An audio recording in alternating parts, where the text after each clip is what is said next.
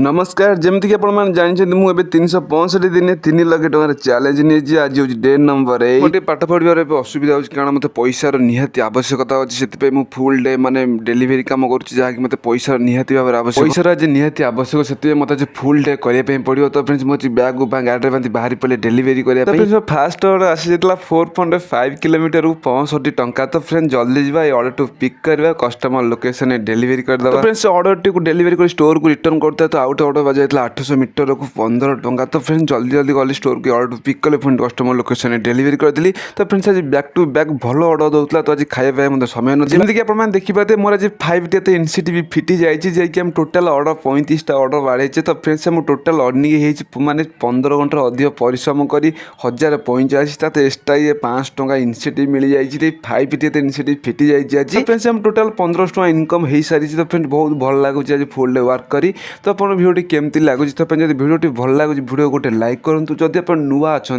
तो छोट request channel subscribe करने जमार भूलें नहीं देखा गोटे नेक्स्ट भिडियो विदाय दिंतु जय जय।